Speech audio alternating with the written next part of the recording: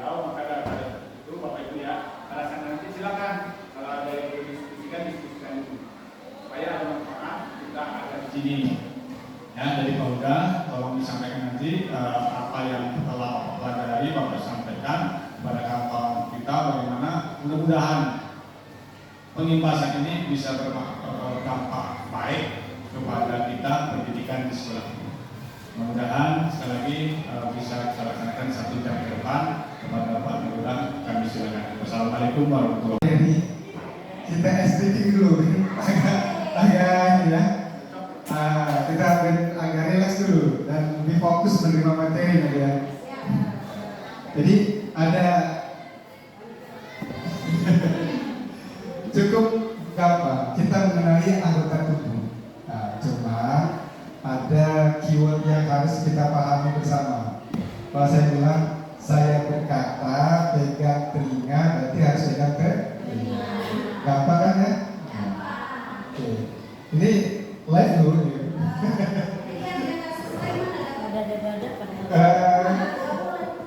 Ya nggak bisa betul. Oke ya, mulai ya. Semoga gak ada yang salah, nanti bisa fokus.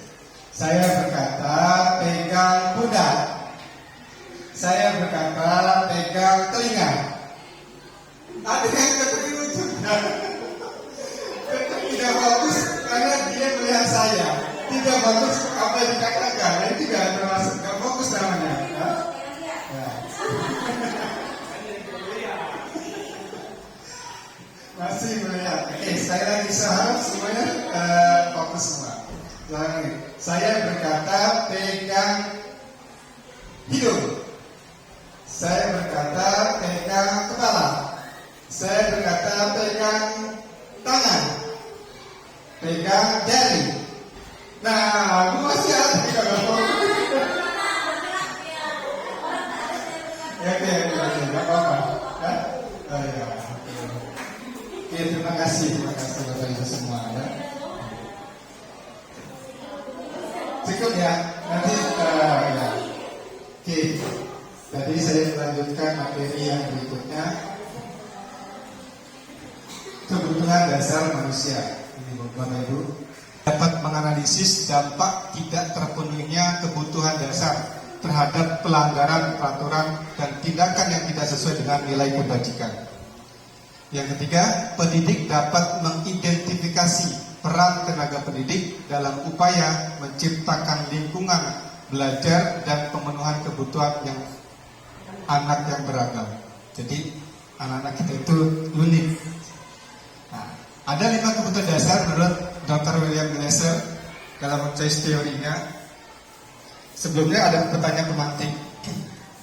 Ibu Ambar, guru SMP swasta di Pelita Harapan, bukan 27 ya, sedang bingung menghadapi ulang salah satu murid di kelasnya, yaitu Doni. Beberapa anak di kelas 7A telah datang kepadanya dan mengeluhkan Doni yang sering sekali meminta bekal makanan siang mereka dengan paksa. Jadi si Doni ini setiap makan siang itu dia selalu ngambil makanan teman-temannya. Jika Anda menghadapi situasi seperti ini, seperti Ibu Ambar, apa yang akan Anda lakukan? Menurut Anda, kira-kira apa alasan Doni melakukan hal itu? Ada yang boleh menyampaikan ke depan, menyampaikan apa yang harus saya lakukan sebagai Ibu Ambar? Boleh? Ayo, Bu Yen atau yang lain boleh Bu Yen? Ya, kamera boleh.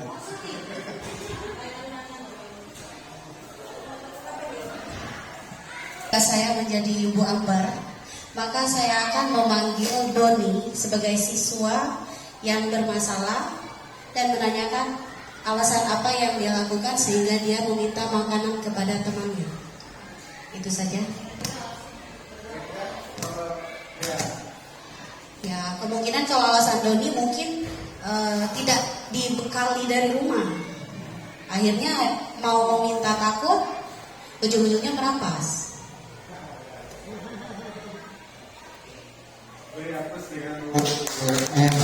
Luar biasa jawabannya. Itu lapar, ya, tidak ada uang jajan, setiap orang ini dia mengambil uang ngambil jajanan teman-teman. Oke, sebenarnya gini Bapak Ibu. Ada teori namanya itu yang tadi Bu Siti sampaikan juga itu, ini bertahan hidup. Ada 5 bertahan hidup kata survival ini. Survival ini ada bertahan hidup ini ada kategorinya.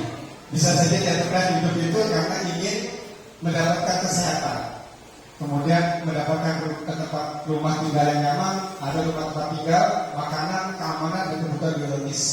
Bisa sandang, pangan, dan papan. Sandang, pangan, dan papan. Ya. Kalau dia ke sekolah datang dengan rumahnya kebakaran, kayak nyaman, atau rumahnya kebanjiran. Bisa jadi juga dia bukannya datang dengan bawa diri dia, bisa jadi problem dia itu datang ke sekolah. Ini jadi gue nggak kasih uang jajan. Bisa jadi dia nanti akan berebut makanan teman-teman dari uang jajan tadi. Ini tempat tinggal, kesehatan, makanan, keamanan dan sebagainya.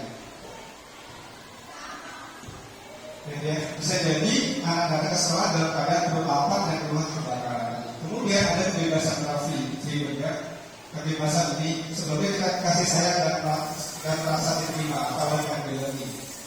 Ini sifatnya ingin diakui dengan teman-temannya, dengan keluarganya, dengan lingkungan sekolahnya. Itu perasaan yang harus dasar setiap manusia itu ada. Ya.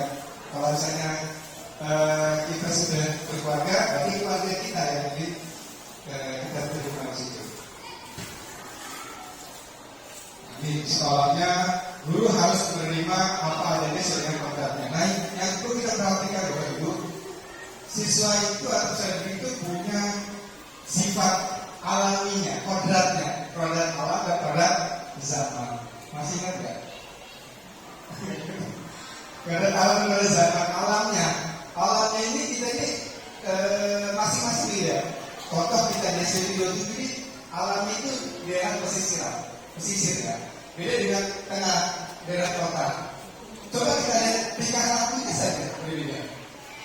Maka kalau kita lihat WC kita selalu rusak, jangan-jangan, ya, karena pesisir. Kalau begitu, sehingga bisa mereka biasa di laut, ditinggalkan dan sebagainya, awalnya seperti itu. Jadi pada alam itu jadi beda. Kondisi kita maka kasus itu beda-beda, baik itu di tengah, di pikiran maupun di desa-desa, biasa kasusnya berbeda-beda.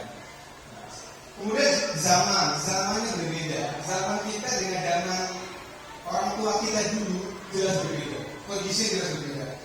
Dulu ya kita nggak kenal dengan internet, nggak ada infocus, nggak ada laptop, dan mungkin kita pakai blackboard ya atau mesin ketik. Dulu kita skripsi aja pakai mesin ketik kan.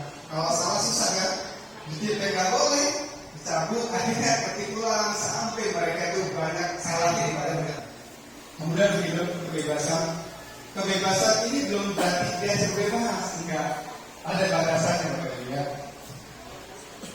Bebas dia memilih, dari sini memilih dan ya bebas dalam pilihannya dan bertanggung jawab atas pilihannya. Dia boleh memilih, tapi dia bertanggung jawab. Nah kemarin kan contoh kita SMP 27 telah melaksanakan kegiatan pesta demokrasi. Ya, pesta demokrasi memilih calon ketua OSIS. Itu salah satunya freedom untuk bisa mereka memilih. Tidak kita diskriminasi, kita tidak memilih salah satu orang, tapi tidak ada sebagainya. Itu kebebasan, boleh. Ya. Kemudian harus tanggung jawab. Ada rasa tanggung jawab. Ketika mereka ingin seperti ini, contohnya kalau kita melakukan kaitan dengan pembelajaran ya, boleh dia memilih merdeka dari kedisiplinan kelas sendiri. Kemudian power ya, atau penguasaan. Nah, ini setiap murid merasa kompeten, didengarkan dan punya harga diri. Ya, sifatnya ini setiap siswa itu pengen dihargai. Dia ingin menunjukkan, karena kalau anak-anak yang pintar itu ingin menunjukkan bahwa saya bisa, Bapak Ibu saya bisa menyelesaikan ini, saya bisa memberikan tugas ini.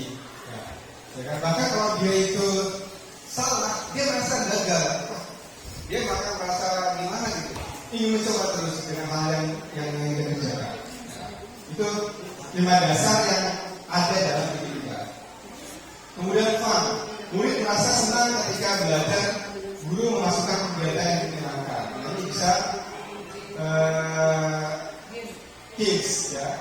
Kita bisa membuat tadi SDG atau membuat kegiatan yang bisa mengkombinasikan antara pembelajaran dengan senang. Kenapa pertanyaannya mereka itu lebih senang? Biasanya kalau pembelajaran menyenangkan itu bisa diterima oleh siswa, ya kan? Ya, lebih banyak diterimanya karena dia merasa sudah nyaman, sudah senang, apapun materi yang disajikan bisa lebih diterima.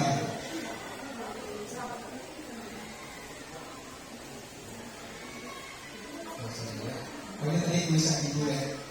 Nah tadi ya, bertahan hidup berdasarkan adalah kebutuhan bersifat fisiologis untuk bertahan hidup, misalnya kesehatan, rumah dan makanan. Kasih sayang dan rasa diterima, ini ya. Bisa kasih sosial, kebutuhan mereka dari kelompok, keluarga. Bisa jadi mungkin di keluarganya dia tadi dokter dan sebagainya. Kemudian perlu kasih sayang dari seorang guru, dari pendidik. Bisa jadi ya. Nah, itu ya. Penguasaan ada juga ya, kemampuan dan kemanusiaan. Dan kemampuan dari terampil, punya prestasi, ya, berkerasa dari ini. Ini 5 kebutuhan dasar manusia. Berarti setiap ada kasus, Bapak Ibu, setiap kasus yang ada anak itu, ya, hanya dia menunjukkan dengan cara yang tadi, dengan cara yang paling negatifnya. Jadi kita harus memahami dulu 5 kebutuhan dasar manusia. Ini boleh kita lihat contoh video.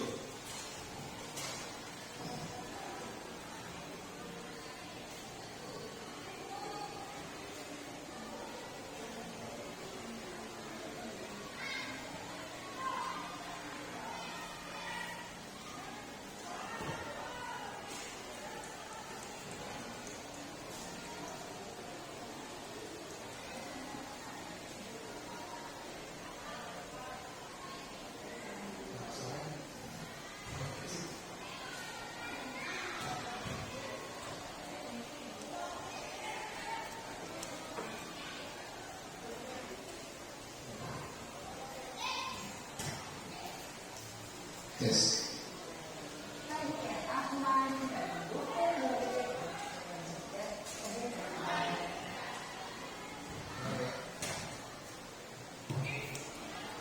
Bukan dasar manusia.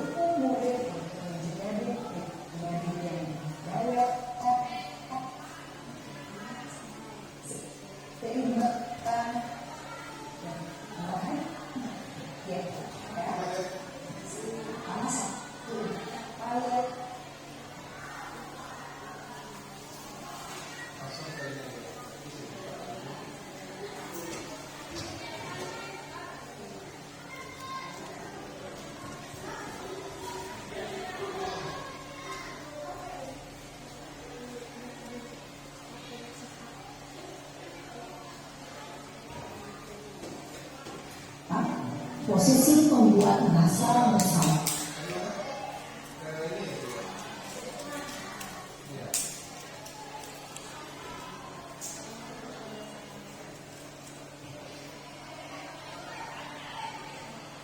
Bu dan Bapak guru hebat untuk membangun budaya sekolah yang positif dengan lingkungan yang aman dan mendukung murid untuk menjadi pribadi yang berdaya, seimbang, dan bahagia. Salah satu upaya yang bisa dilakukan oleh guru adalah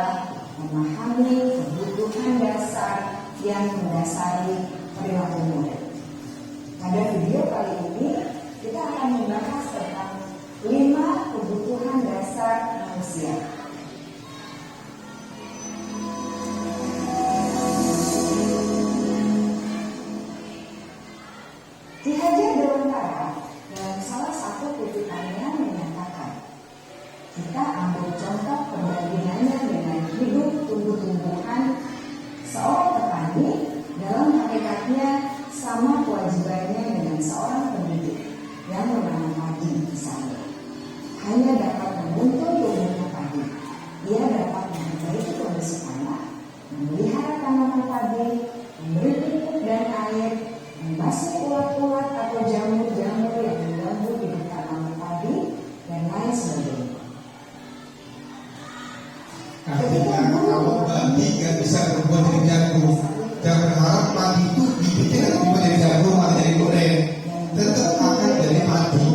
Tinggal kita memupuknya, mau menyiram air, ya, gak akan berubah. Begitu dengan dalam sendiri. Sedang berusaha memahami kebutuhan masing-masing tanaman. Dan dia berusaha memenuhi kebutuhan tanaman tersebut agar dapat tumbuh dengan subur dan maksimal. Dr. William Glasser, seorang psikiater dari Amerika Serikat, menyatakan bahwa seluruh tindakan manusia memiliki tujuan tertentu, yaitu memenuhi kebutuhan dasarnya.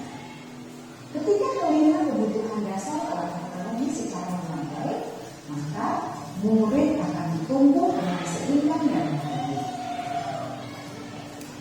Sebaliknya, ketika kebutuhan dasar tidak terpenuhi dengan baik, maka seseorang akan mengalami emosi negatif, bosan, sedih, dan kecewa. Bahkan mereka dapat melakukan perbuatan yang bertentangan dengan nilai-nilai kebajikan atau Legalitas. Dengan kata lain, perilaku buruk seseorang biasanya adalah respons dari kebutuhan yang tidak terpenuhi. Namun, mereka tidak tahu cara untuk menghindarinya. Ini rasa saksi saya. Ada 5 kebutuhan dasar manusia Ini Dr. William Glasser, yaitu yang pertama, kebutuhan untuk bertahan hidup atau survival. Yang kedua, kebutuhan untuk merasa diterima atau love and belonging. Yang ketiga, kebutuhan akan kebebasan atau freedom. Yang keempat, kebutuhan akan kesenangan atau fun. Dan yang kelima, kebutuhan akan penguasaan atau power.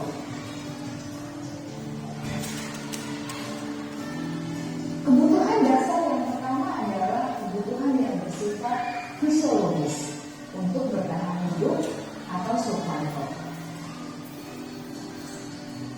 Misalnya, kesehatan, rumah, dan makanan.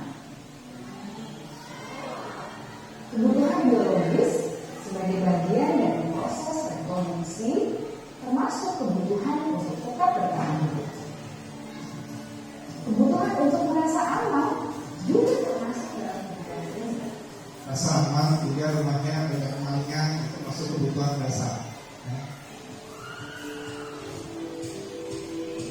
Agar murid dapat belajar dengan baik, kebutuhan mereka akan rasa aman, pangan, sandal, dan papan harus terpenuhi. Bagaimana mungkin mereka dapat belajar dengan baik bila mereka datang ke sekolah dengan perut yang lapar atau bila rumah mereka berjiran?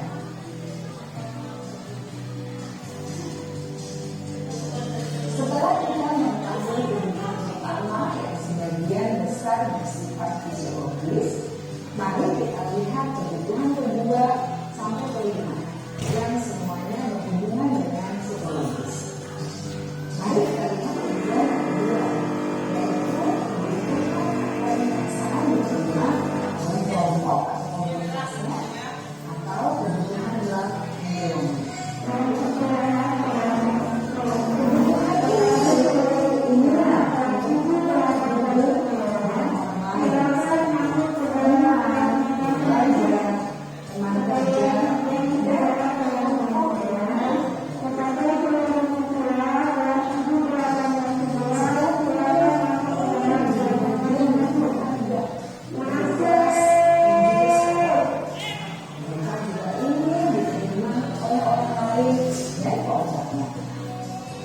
Bahkan murid yang terlihat paling jauh di dasar hatinya pasti ingin merasa diri. Sebagai guru seharusnya kita dapat menerima murid kita apa adanya, sesuai dengan programnya. Ya, boleh ordernya. Mereka memiliki kualitas masing-masing. Jadi termasuk kalau kita mereka itu ada kelompok, kemudian mengajarkan mereka supaya. Kebutuhan yang ketiga adalah kebutuhan akan kebebasan atau kebutuhan membuat pilihan. Murid harus diberi kesempatan untuk membuat pilihan dan bertanggung jawab atas pilihan yang mereka telah ambil. Memberi mereka kebebasan bukan berarti membiarkan mereka melakukan apa saja yang mereka mau, melainkan lebih memberi mereka kesempatan untuk membuat pilihan, menyuarakan pendapat mereka dengan percaya diri, dan memberi mereka kesempatan untuk mencoba hal-hal yang baru. Pembelajaran dengan metode yang beragam dan menarik juga akan memenuhi kebutuhan murid tentang kebebasan ini. Pembelajaran berdiferensiasi di mana guru menyediakan beberapa jenis tugas yang bisa dipilih oleh murid sesuai. Ini diferensiasi, jadi ada tugas, ada soal-soal, dia disuruh milih. Dari 5 soal ini mana yang kamu bisa menyelesaikannya, pilih. Jadi bukan kita tunjuk nih kamu ini. Ya, jadi dia suruh milih dari antara kelima itu mana yang kamu bisa pecahkan permasalahannya. Dia boleh milih sendiri. Kemudian kalau dijawab. Jadi ada rasa tanggung jawab dia untuk kebebasan dia untuk memilih dan bertanggung jawab untuk menyelesaikan tugasnya. Jadi soalnya itu kita buat banyak dan pilih yang mana. Gitu ya. Salah satu contoh. Bapak Ibu, hidup tanpa rasa senang. Betapa menyedihkannya. Glasser menghubungkan kebutuhan akan kesenangan dengan belajar. Jangan sepelekan kebutuhan murid untuk merasa senang di kelas. Sebagai guru, jangan ragu-ragu untuk dengan sengaja memasukkan kegiatan yang menyenangkan dalam kelas. Murid-murid dengan kebutuhan dasar kesenangan yang tinggi ingin menikmati apa yang mereka lakukan. Mereka juga konsentrasi tinggi saat mengerjakan hal-hal yang disenangi.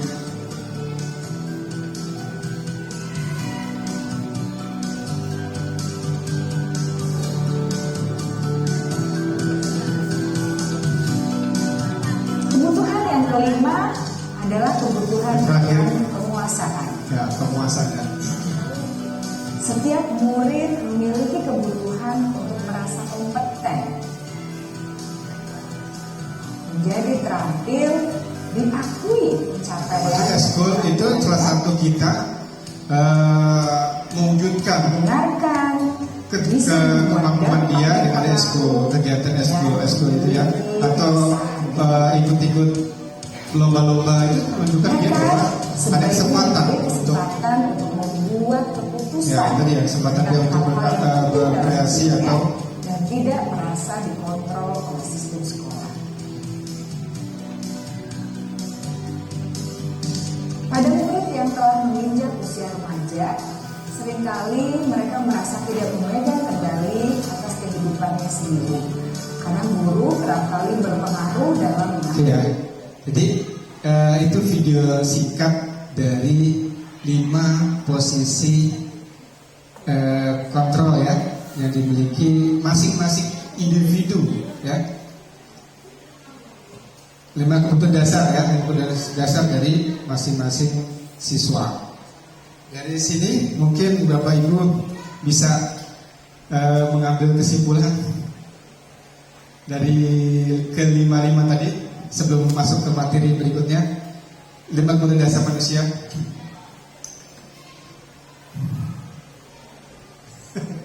Jadi 5 kebutuhan dasar manusia. Ini kasusnya tidak ada uang atau tidak diberikan saran untuk belanja ya, sehingga dia buat seperti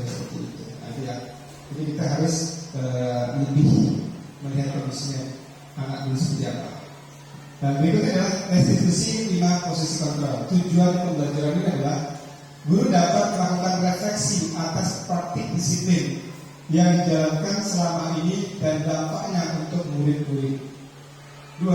Guru dapat menerapkan disiplin restitusi di posisi manajer, minimal pemantau agar dapat menghasilkan murid yang bertanggung jawab, mandiri dan merdeka. Jadi ada 5 posisi kontrol ini, yang mana yang baik, yang boleh dilakukan, nanti kita coba untuk gali informasi satu-satu ya. Ketiga adalah guru dapat menganalisis secara kritis, reflektif dan terbuka atas penemuan diri yang dapat dari mempelajari 5 posisi kontrol. Nah, ini setelah tahu kita 5 kebutuhan dasar tadi, inilah peran kita sebagai guru adalah posisi kontrolnya. Nah, sebelumnya ada pertanyaan pemantik dulu. Ada kasus lagi seperti ini. Tisa dan Hana dipanggil masuk ke ruangan Ibu Dewi, kepala sekolah SMA Makmur. Ibu Dewi baru saja mendapatkan pengaduan dari Ibu Tisa bahwa Hana menggunakan kata-kata kasar dan merendahkan Tisa di sosial media. Kemudian Anto jarang sekali hadir di pembelajaran jarak jauh.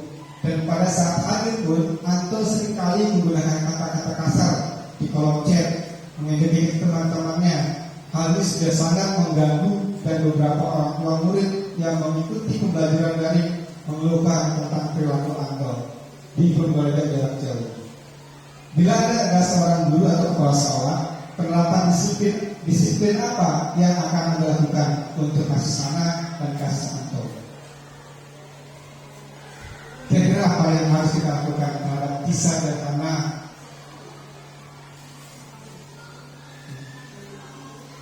Dipanggil terus, dinasehati, ditanya mengapa melakukan hal seperti itu.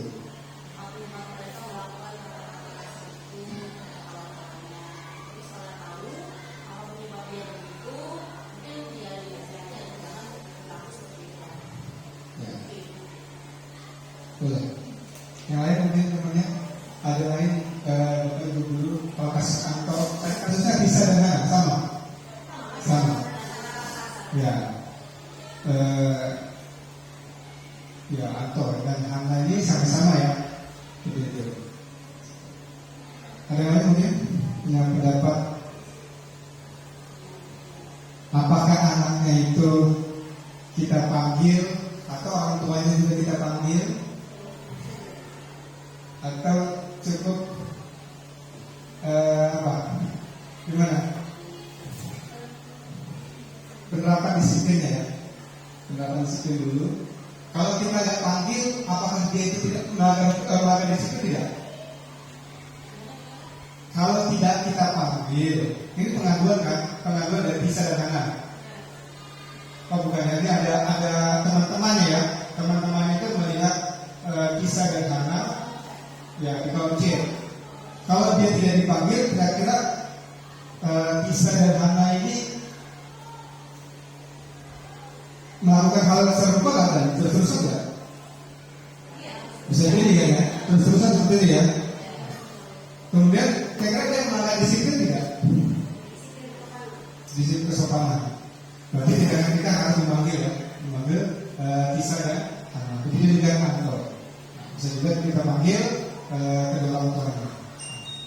Nah, ada hal-hal yang perlu kita sebagai tadi ada sebagai manajer, ada sebagai pemantau, ada sebagai penghukum. Nah, ada hal-hal yang lima ini yang perlu kita pelajari. Apakah kita termasuk sebagai penghukum, atau pemantau, atau sebagai teman, atau sebagai manajer. Nah, ini yang perlu kita pelajari bersama-sama, Bapak Ibu.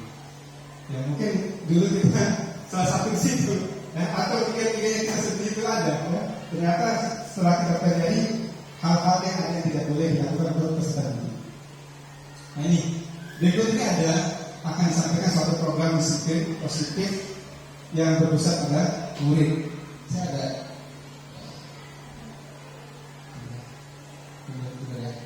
Ini menurut William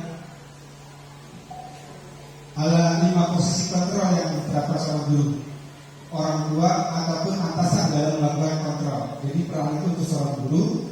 kepala sekolah ataupun orang tua. Kita sebagai orang tua pun ini bisa diterapkan di rumah kita atau di anak-anak kita nanti. Ada sebagai pemukul, ada sebagai pembuat rasa bersalah, ada sebagai teman, ada sebagai pemantau, ada sebagai manajer. Dari kelima ini mana yang baik? Pemantau, teman. Terus yang sebagai teman ada berapa? Dari Bapak Ibu boleh ajukan teman. 1, 2, 3. Oh ya, teman. Nah, sebagai penghukum, kita ada 1 orang. Pembuat merasa bersalah ada, sih setuju? Ya. Pemantau, Bu Yuni, Bu Yuni, ada lagi? Sebagai manajer, kenapa sebagai manajer? Kalau manajer itu pasti orangnya harus di atas lah, top ya. Oh ya, ya kalau gitu kita bahas yang dulu saja. Nah, ini penghukum Bapak Ibu. Seorang guru penghukum bisa menggunakan hukuman fisik maupun verbal. Guru yang menggunakan posisi penghukum akan berkata, patuhi aturan saya, atau awas, kamu selalu saja salah, selalu pasti selalu yang tak selesai. Ini saya dulu juga. Aduh, hukum ya. Nanti soal tinggi, bahas tubuhnya makan yang lotek sampai keluar ya, dan jari untuk menghati, ya hati dan awas ya. Ini hukum. Terlambat lagi pasti terlambat lagi ya. Selalu datang terlambat, kapan bisa dalam tepat waktu. Nah, ini kita kenal ya. Hukum seperti ini. Hasilnya kemungkinan murid marah, dia dendam atau bersalah temannya. Lebih buruk lagi, setelah sekolah murid udah motor atau mobil bapak ibu. Nah, ini apa dengan pesin, pakai paku dan sebagainya. Mengerti dari sini. Ini penghukum. Jadi ada kelakuannya, ada yang dilakukannya, kemudian ada hasilnya, akibatnya, ada sebab akibatnya. Ini penghukum. Pembuat merasa bersalah. Pada posisi ini biasanya guru akan bersuara lebih lembut, suaranya kayak bersih lah ya. Pembuat merasa bersalah akan menggunakan keheningan membuat orang lain merasa tidak nyaman, bersalah atau sendiri. Tapi kelembutannya itu membuat rasa bersalah dan tidak nyaman. Itu yang membuat kesalahannya.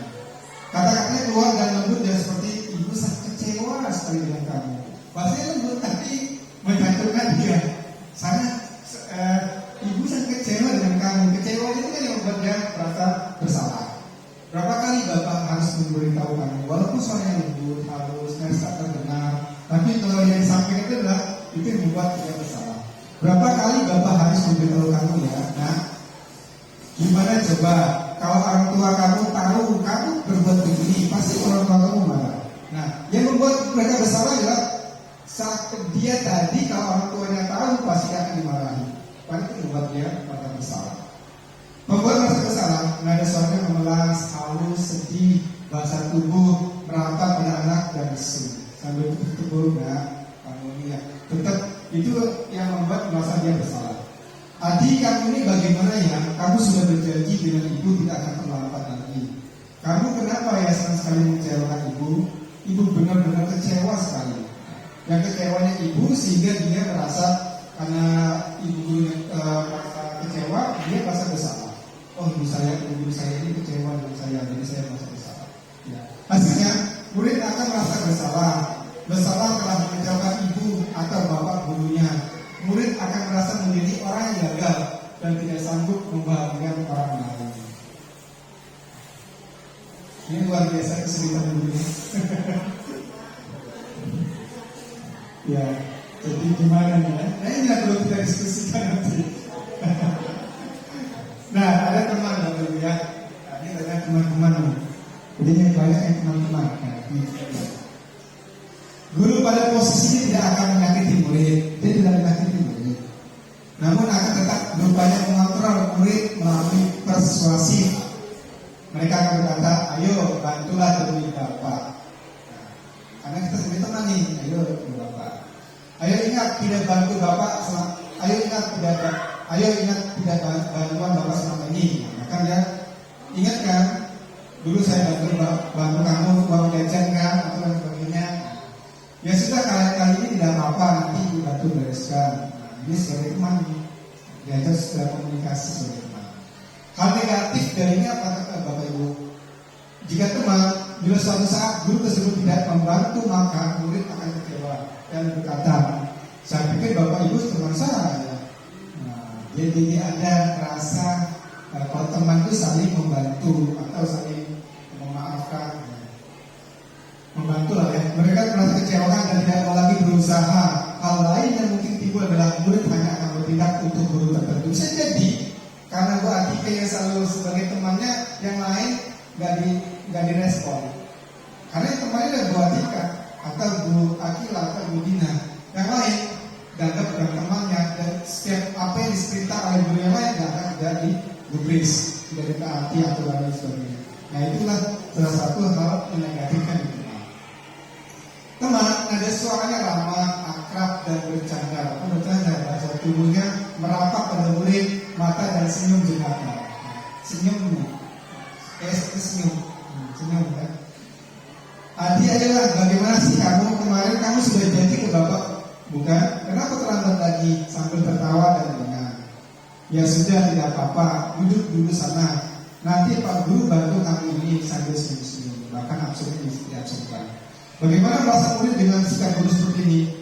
Ada ternyata dari beberapa dasar itu ada hal yang tidak baik ternyata Bapak Ibu. Hasilnya murid akan merasa senang dan akrab dengan guru itu. Itu yang termasuk dampak yang positifnya.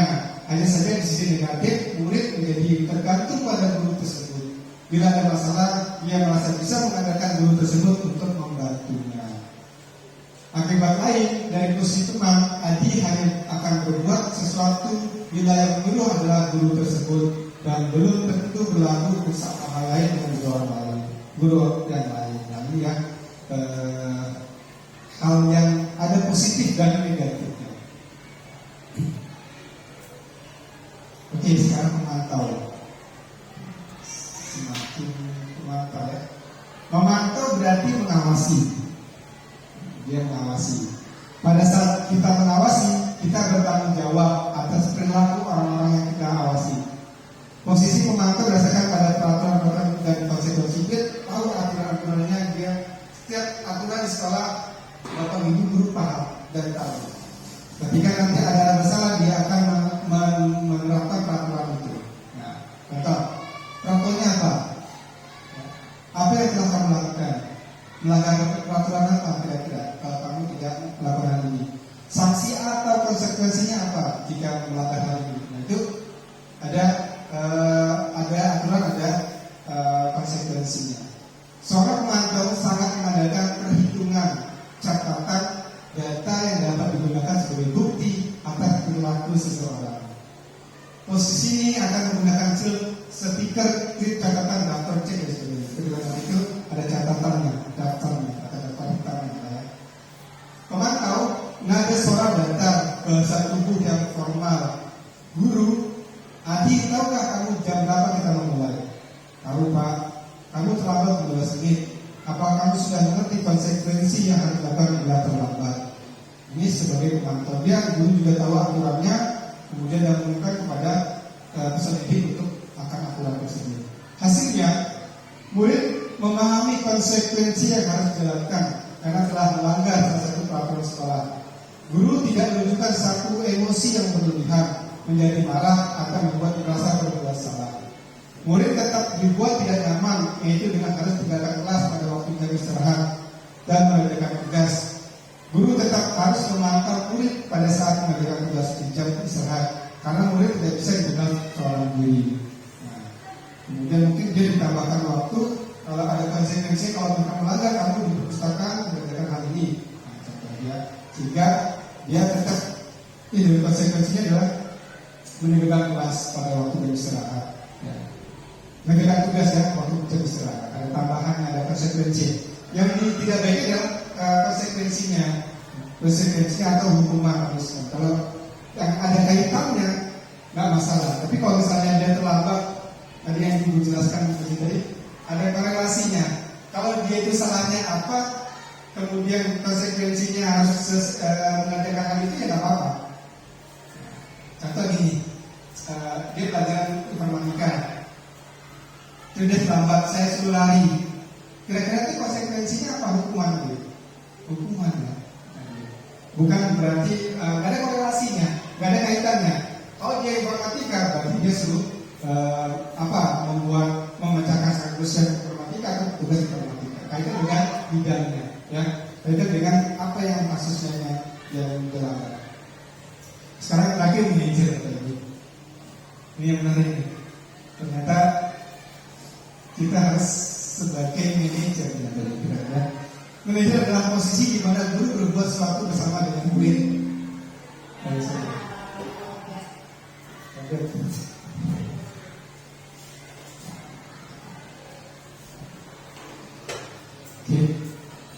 Mempersilakan murid mempertanggungjawabkan perilaku menyata nyaman dulu, rasa aman dulu ya. Kemudian kita tanyakan rasa tanggung jawabnya apa siswa itu ya.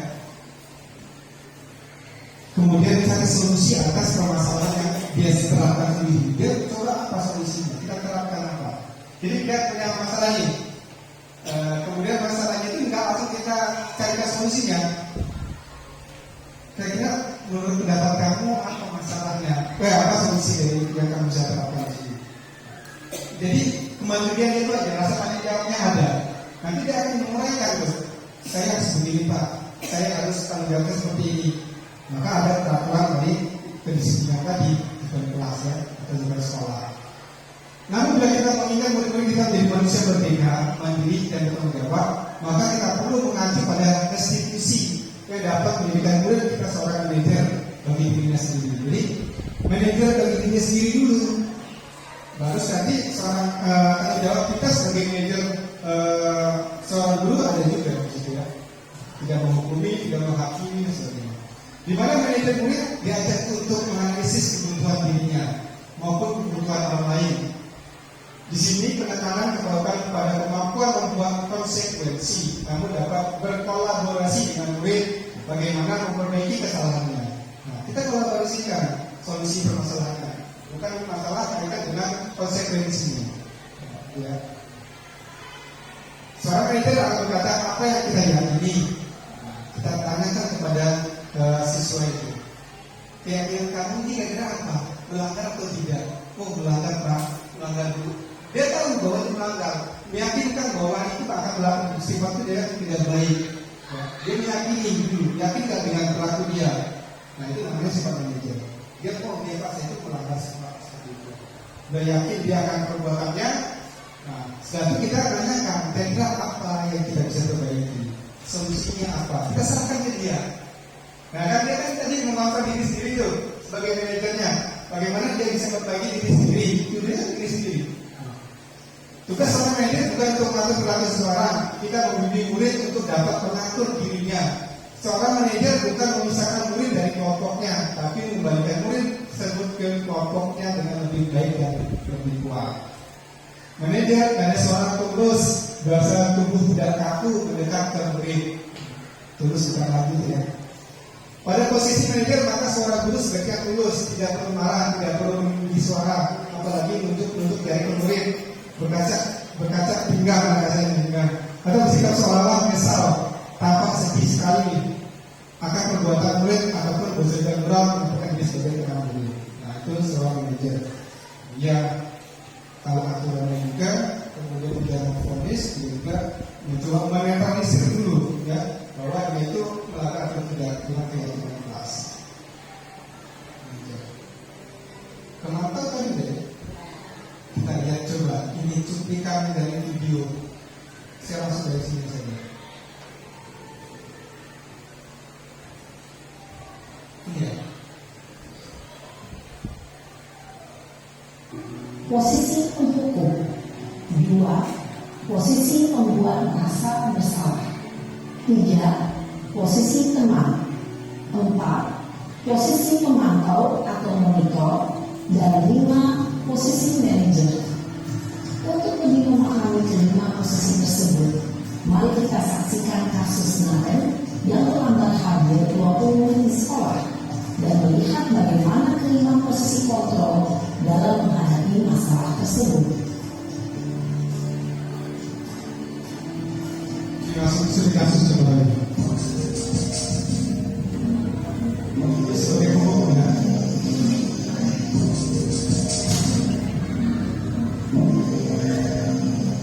Naren! Sini kamu! Selamat pagi, Bu. Selalu terlambat. Kamu deh, pasti terlambat. Maaf, Bu. Saya Apa? Apa coba? Jawab saya Apa salah. lagi? Kapan sih kamu tidak terlambat? Malas sekali ya kamu jadi anak. saya Dasar pemalas. Gak mau kapok sih kamu. Sudah berapa kali terlambat? Sana, kamu keliling lapangan basket 2 kali. kenapa saya harus ke lapangan basket, Bu? Tidak ada korelasinya kan? Kenapa? Kamu malah ibu. Berani-beraninya jawab. Sudah terlambat, masih berani jawab pula.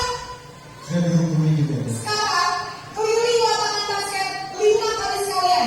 Biar kapok. Cepat. Pergi sana ke lapangan basket. Posisi penghukum biasanya ibu dan bapak guru hebat. Dampak yang terjadi pada murid ketika guru berada pada posisi penghukum adalah murid cenderung akan memberontak, bahkan menyimpan dendam.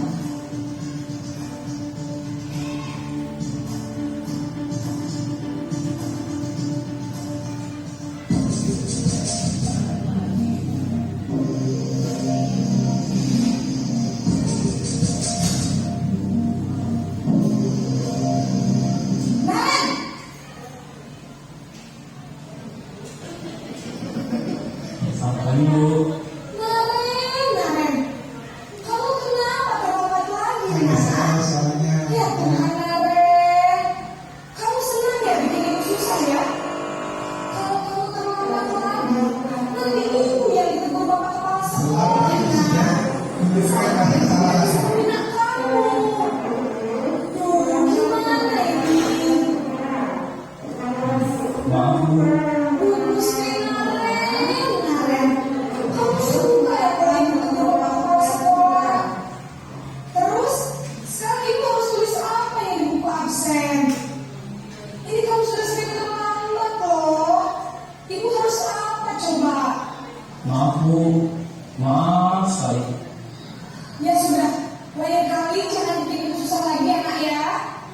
Ibu tidak akan kuat lagi kalau kamu begini terus. Bisa jantungan kalau ibu ditegur bapak kepala sekolah. Sana cepat, kelas. Maaf ya, Bu. Maaf sekali. Posisi pembuat rasa bersalah berbicara dengan nada tenang, cenderung lembut, namun kata-kata yang diutarakan membuat murid merasa menjadi orang yang gagal, memandang buruk dirinya sendiri, merasa tidak berharga, dan tidak sanggup membahagiakan orang lain.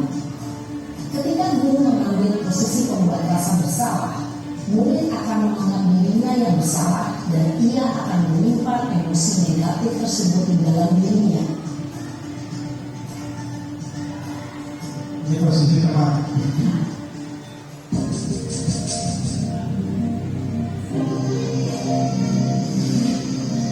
Perubahannya akan juga. Naren!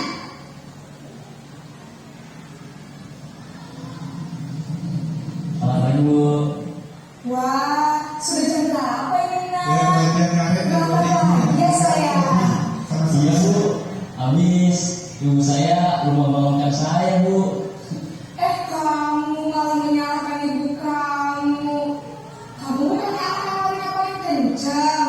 Kok terlambat sih? Iya, Bu. Saya memang kemana bangun tadi. Jadi biarpun saya kencang tetap nggak kencang Bu. Ya sudah sana, nanti lain kali larinya lebih kencang lagi ya, biar gak terlambat lagi. Bikin seneng ibu, demi ibu. Solusinya selalu kenceng lagi. Bisa Bu. Solusi ya. Ya sudah sana masuk kelas, ibu beresin urusan absen kamu. Kamu ini ada-ada saja. Dalam posisi teman, guru berbicara dengan nada suara ramah, akrab, cenderung bersenda gurau untuk menjaga suasana tetap santai. Murid akan merasa senang, aman, dan akrab dengan guru. Identitas yang tercipta adalah identitas sukses atau berhasil. Namun, perlu diingat, karena ini masih dorongan eksternal, maka ada faktor ketergantungan dari murid kepada orang tertentu. Di sini guru absennya, sehingga di lain waktu murid bisa berperilaku baik, namun hanya kepada orang-orang tertentu saja. Ini pemantau atau monitor.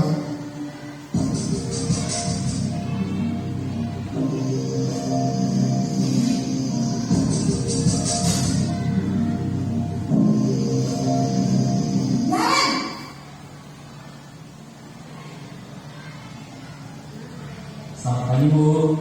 Naren, apa peraturan sekolah kita tentang jam berapa kita harus masuk sekolah? Apa peraturan yang sudah Kita harus di sekolah jam 7 Bu. Iya betul, sekarang sudah jam 7.20. Naren sudah tahu konsekuensinya jika terlambat hadir. Paham Bu. Saya harus tinggal kelas pas jam istirahat selama 20 menit. Iya benar, konsekuensinya demikian.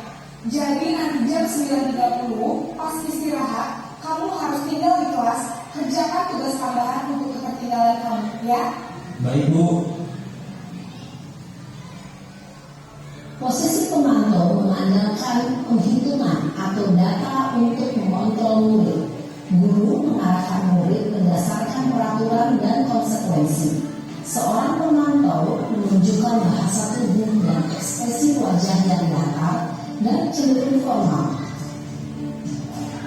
Pas normal ya, karena mendapat aturan-aturan. Posisi manajer.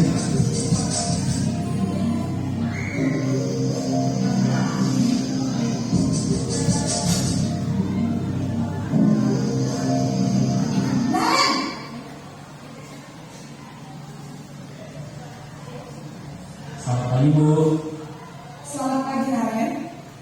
Maaf Bu, saya terlambat. Iya, sekolah masuknya jam 7, sekarang sudah jam 7.20. Jadi sekarang bagaimana ini Naren? Maaf Bu, saya lupa secara alam saya semalam.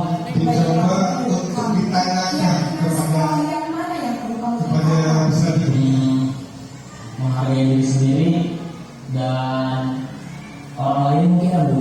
Setuju. Jadi, apakah Naren meyakini prinsip saling menghormati tersebut? Iya Bu, saya meyakininya. Apakah Naren bersedia memperbaiki masalah keterlambatan ini? Bersedia Bu. Bagaimana kamu akan memperbaiki masalah keterlambatan ini? Saya akan coba untuk tinggal lupa menyetel alarm saya Bu. Baik, kalau Naren lupa menyetel alarm di rumah, ada orang yang kira-kira bisa bantu mengingatkannya?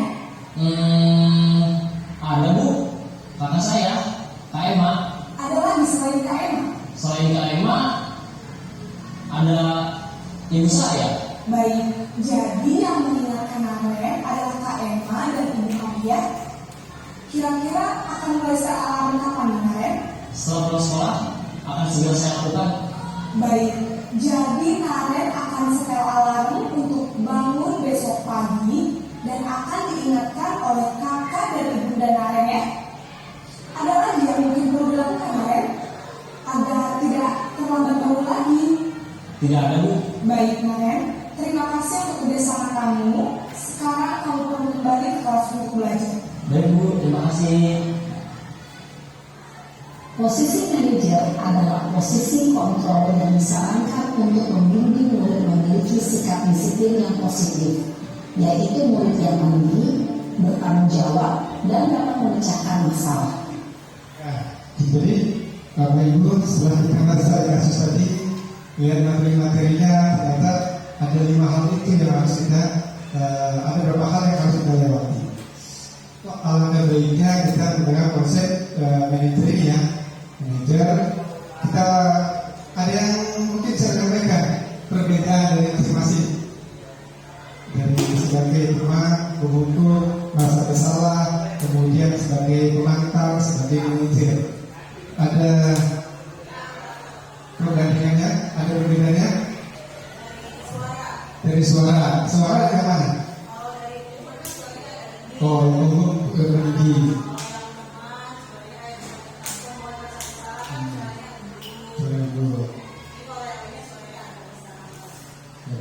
Dari yang lain mungkin ya dari segi suara ya, suara perilaku. Ada mungkin ada hubungan nggak dari yang 5 ini? Manajer ada hubungan nggak? Ada nggak? Oh, bukan hukuman tapi konsekuensi ya. Kalau tadi pemantau konsekuensi. Kalau misalnya penghukum ada sebelum akhir ya. Kemudian dari rasa bersalah ada ya. Dia sudah langsung disebutkan. Kemudian ada rasa tanggung jawab nggak ke siswanya? Yang mana yang ada rasa tanggung jawab? Manajer bisa memberikan kesempatan kepada yang menjadi solusi. Kalau yang tadi ngomong masih dihukum ya, dia belum ngomong dia langsung selesai jawabannya ada sudah oleh seorang gurunya. Rasa bersalah juga sama sebagai pemantau. Kalau teman tadi gimana?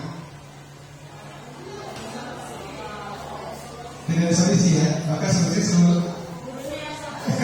sebelumnya yang handle akan ada di kemana. Tapi kalau sebagai pemantau apa? Dia ada rasa tanggung jawab ke siswanya nggak misalnya? Ada ya, cuma dia lebih merugikan karena dia disuruh nanti tidak istirahat, suruh mengerjakan karena kemampuan tadi 15 menit kan, kamu harus 15 menit tadi kan tidak istirahat, sehingga dari ini nggak istirahat itu. Nah itu ya.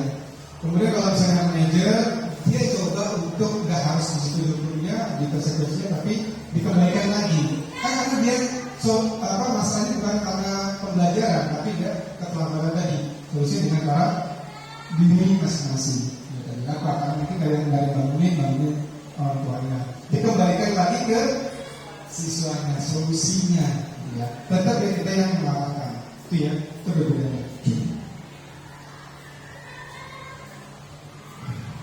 Terakhir, tadi terakhir terus saudara.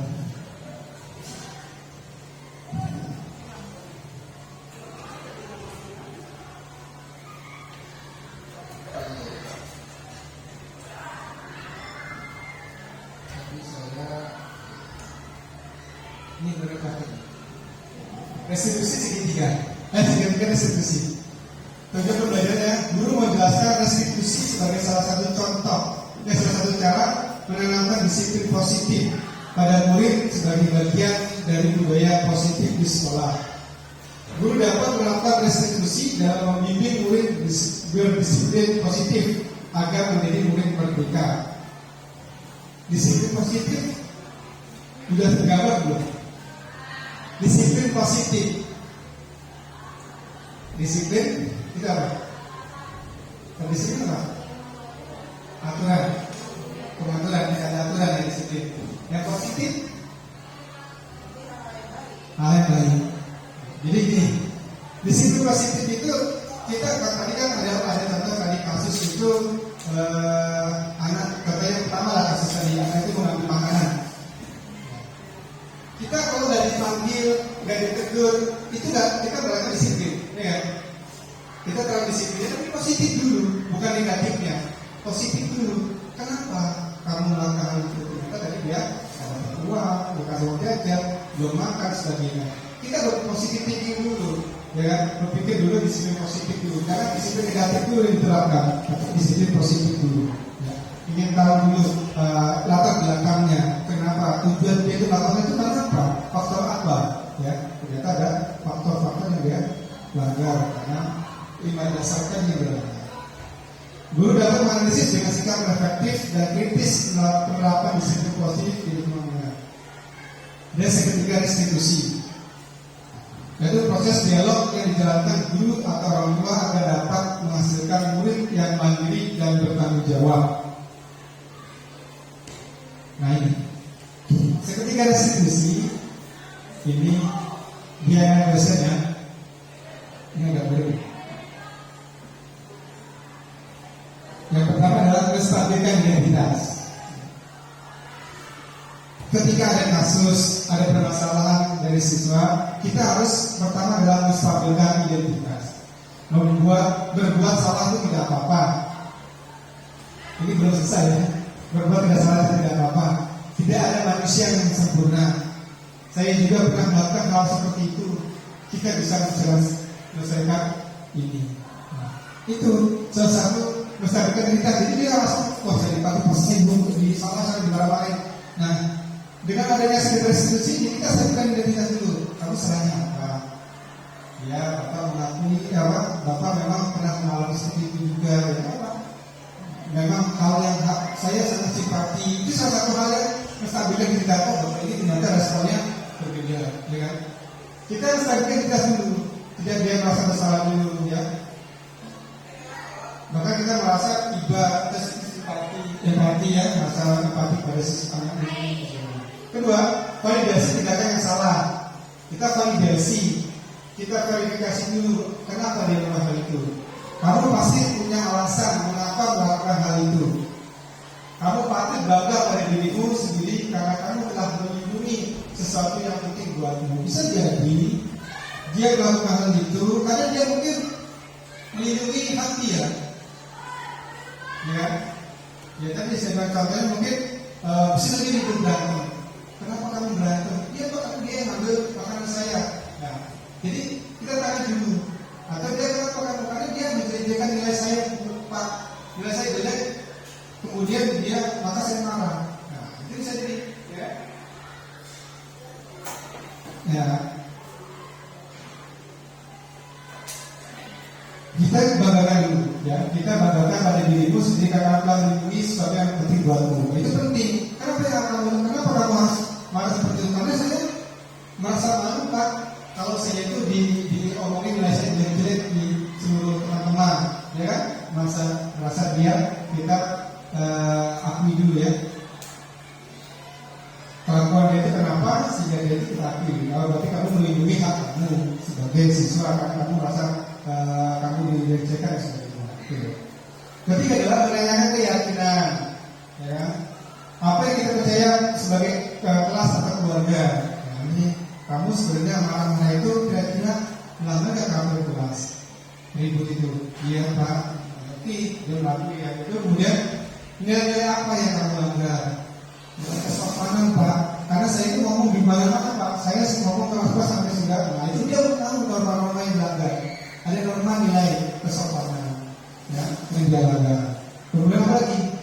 Ya, apa bayangan kita tentang kelas yang ideal? Kira-kira menurut kamu itu kalau misalnya kelas yang bagus itu apa perlu hidup enggak? Perlu marah-marah enggak? Atau perlu teriak-teriak enggak di kelas?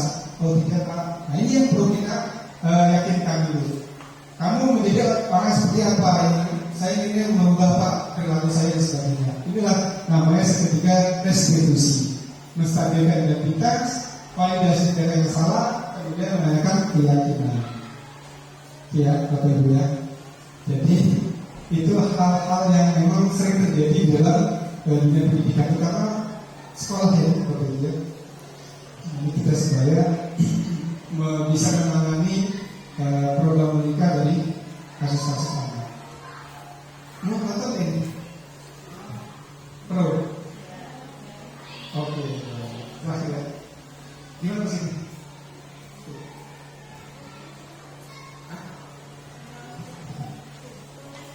Kemudian lagi, kita studi kasus ya. Oke, Bapak Ibu ada studi kasus ini. Boleh nanti, ini berdua ya. Jadi ada sebagai guru, ada sebagai siswa. Milih mana sebagai guru siapa, Nah, Ibu harus melakukan 3 hal ini, keyakinan, ketiga konsep itu diskusi, ya.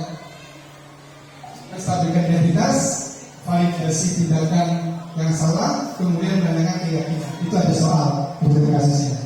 Nanti boleh maju ya keduanya. Saya sebagai guru siapa, sebagai siswa siapa. Kedua, Gimana? berkelompok kayak mana yang temannya sebagai guru, sebagai Kita bermain. bermain peran Bapak Ibu ya. Kita bermain peran. Boleh ya, sama-sama mana gunanya atau belum.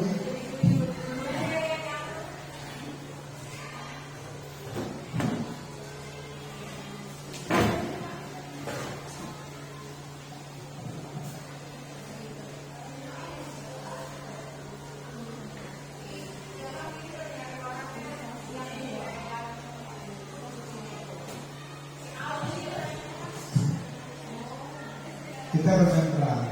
Ya. Jadi perannya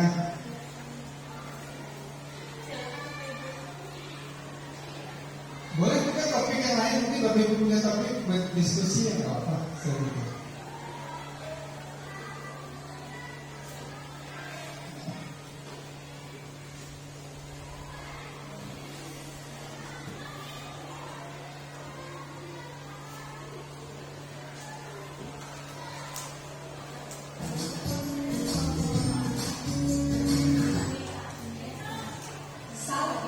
Dan bahagia ibu dan bapak guru hebat. Pada video kali ini kita akan membahas perkataan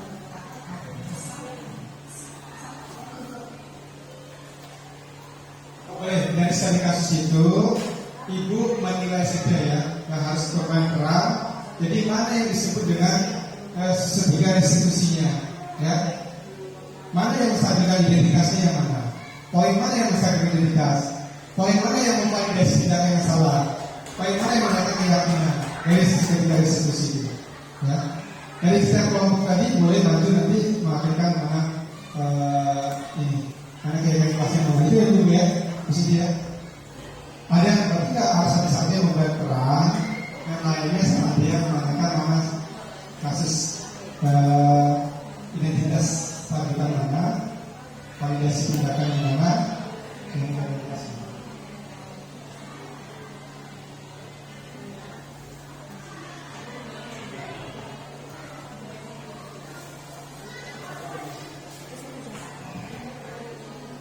Ada yang mau main peran kedua, jadi yang berperan main dua ini nggak perlu ini, nggak perlu apa namanya membacakan aja. Nanti temannya yang bisa di grup.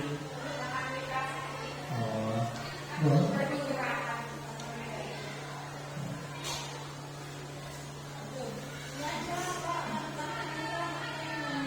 Oh, bukan. Ya, ya, ya.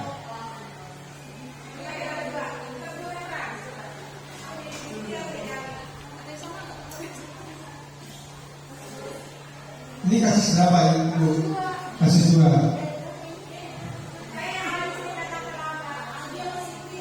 Ada anti-density?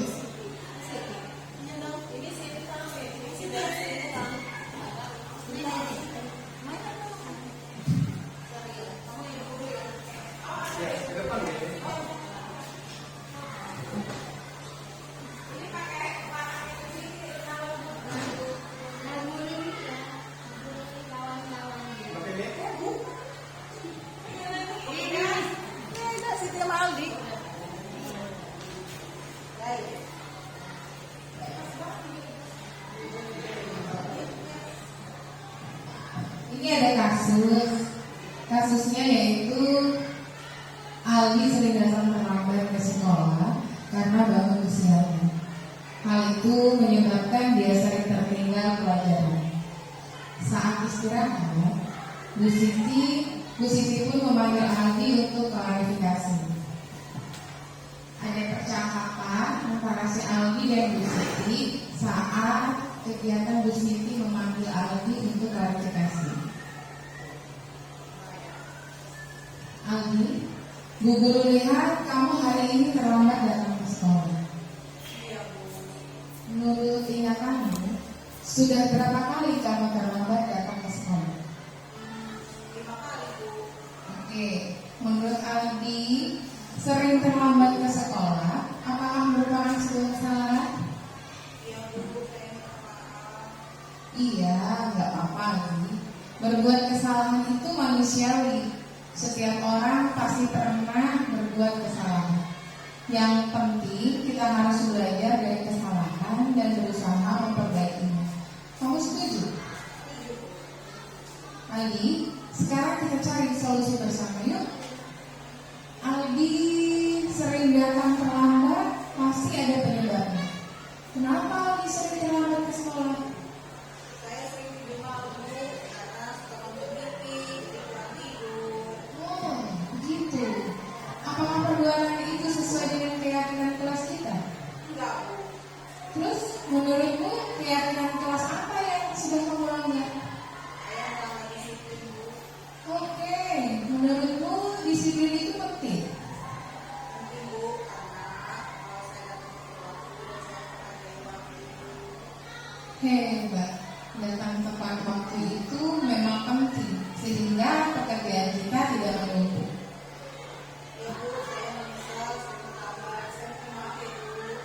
Ya, Ali, sikap baik sudah kamu tunjukkan dengan meminta maaf.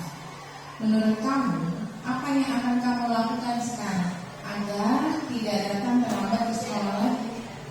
Saya akan tidur lebih cepat supaya bisa bangun pagi-pagi dan tidak terlambat lagi ke sekolah. Asik, hebat kamu nak. Sudah menemukan solusinya. Ibu berharap kamu tetap konsisten. Nanti ibu juga akan berbicara dengan orang tuamu agar kamu tidak datang terlambat lagi ke sekolah. Oke, selamat kembali ke kelas. Ya, sama-sama.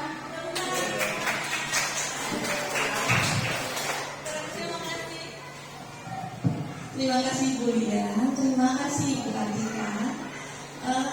Untuk selanjutnya ada yang mau menentukan mana bagaimana menstabilkan identitas, bagaimana validasi tindakan yang salah, atau mana yang menanyakan keyakinan. Silakan. Dari kasus yang di sini ya, dari kasus dua. Ya, kasus yang Albi dan Ibu Siti. Mungkin silakan ada yang bisa. Ibu Yani. Dan yang ini silakan.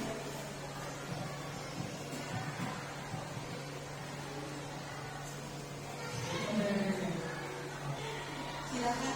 Dari menstabilkan identitas kita bisa lihat si anak berbuat salah itu tidak apa-apa, atau kita bisa menyelesaikan ini. Mari kita selesaikan bersama. Itu salah satu menstabilkan identitas. Iya. Baik, silakan Bu menunjukkan.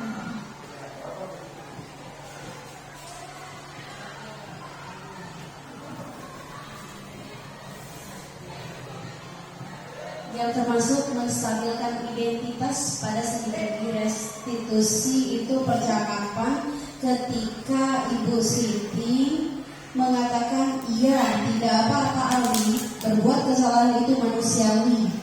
Itu salah satunya. Ya, untuk validasi itu menanyakan menurutmu keyakinan kelas apa yang sudah kamu langgar.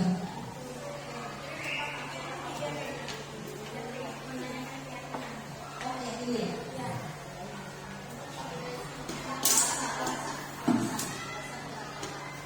Alasan yang dijawab oleh Aldi, saya sering tidur malam Bu, karena suka nonton TV jadi kurang tidur malam.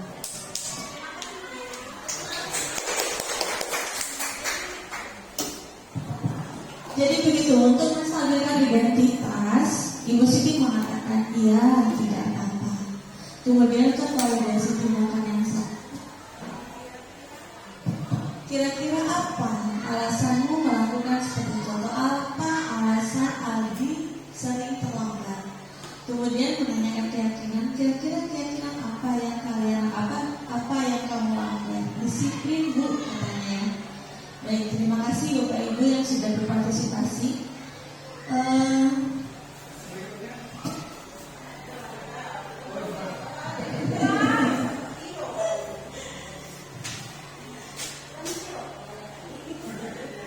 Video segitiga restitusi cukup sepertinya ya Pak Uda ya. Ya silakan Pak Uda.